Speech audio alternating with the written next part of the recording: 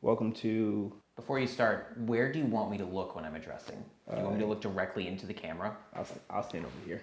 Okay, cool. Thank you. State your name. What's your purpose for being here today? I'm just kidding. I'm Merrick Henry, and I'm here held against my will. Thank you for your time. Held against your will, huh? Merrick, so let us know, how long have you been performing? Acting, dancing, singing? How long does this go back for you? Funny enough, officially, it goes back to my fifth grade year, back when I was 10 years old. I was in my first musical, featuring a script, featuring a cast and crew. But my first stage experience altogether was back in kindergarten. And we were performing, I think, a children's book. I can't remember the name of it. It wasn't like Great Pumpkin, Charlie Brown or anything.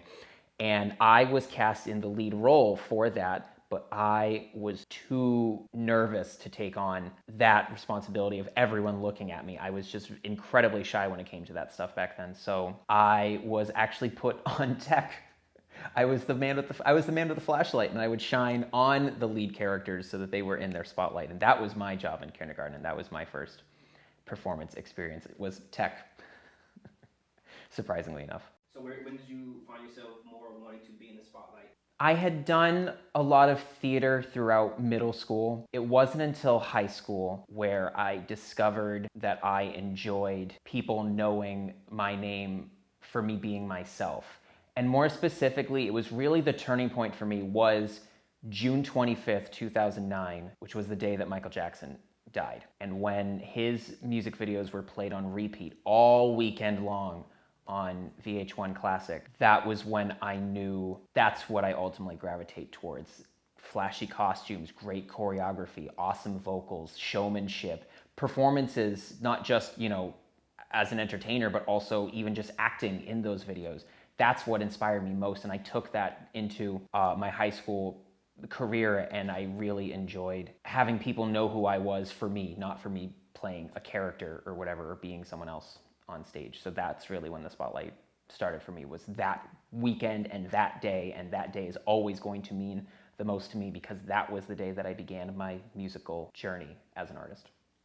So continuing to think back, do you remember when or how you landed your first gig as an entertainer? The first time, it would have been a long time. My first gig as a music entertainer by myself outside of school, because that's also important too. I had plenty of opportunities in school to perform, but getting those outside of school was important to me. And the first one I got was in Barre, Massachusetts. It was at a charity event for it was for the relief in Puerto Rico at that time. This would have been 2018, I think. And that was my first opportunity to showcase myself to an outside audience, outside of the Fitchburg community, what I'm about with my costumes, my choreography. I had 2 dancers behind me for that show. And while that wasn't a paid gig, because obviously it was for charity, it was still important to me to have that opportunity to just perform in a completely random space that I have no association with. Basically, I knew one of the people in charge of the event, and he had contacted me. And that was the start of me being able to actively find outside opportunities outside of my communities, just to help spread the message of what we do here in Fitchburg. Speaking of a message, how would you describe your genre and your style of music to the... My general definition is dance pop, where you're always going to feel that groove. You're always going to be excited to get on the dance floor and just have a good time with your friends. You're excited, you're energized, you're ready to take on the world. I feel like a lot of that translates to now currently K-pop. I feel like that's a lot of what I am in today's translation. A lot of what I have for musical influences came back from the early 2000s in terms of that pop, but nowadays I think that translates to in this present time. Can you share some of those influences? Yeah, so obviously, like I said, Michael Jackson is the biggest one for me. That was my ground zero. I'm inspired constantly by Justin Timberlake and his presence as an entertainer, not just musically, but how he conducts himself in interviews, how he performs in films, and how he dances, and just how funny he is, especially on SNL. His episodes are the best that I've ever seen from the show. I'm very much inspired by Jason Derulo and Usher in terms of their swag and how they collect themselves.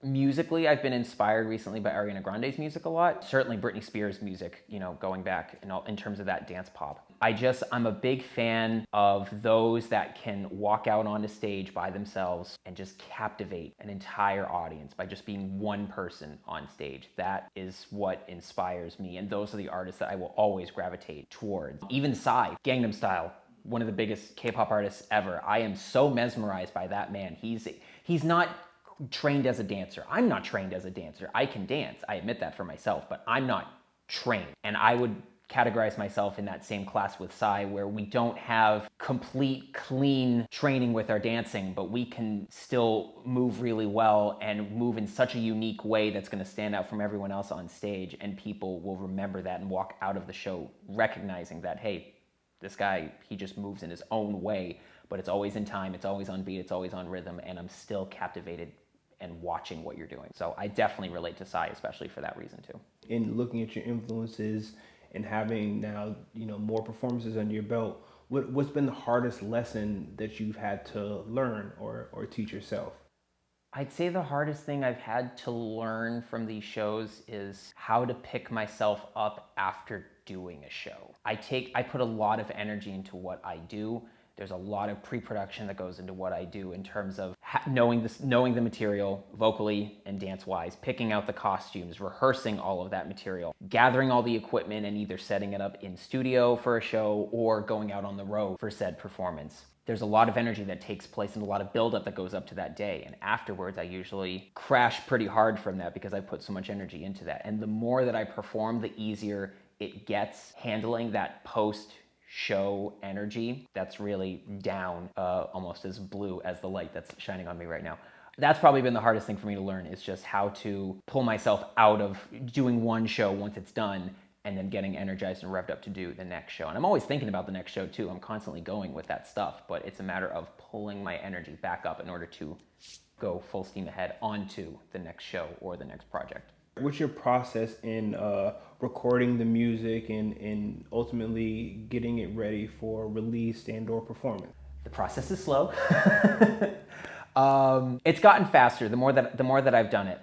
As I've been training myself more on techniques, understanding what can really go into a recording production. A lot of my initial song ideas, they have to start with an image in my head of how is this music video gonna look if and when I produce it. And half the time it'll take like a specific piece of my wardrobe, my costume wardrobe, I take it out of the closet and I look at it, and half the time I can write a song just based on that.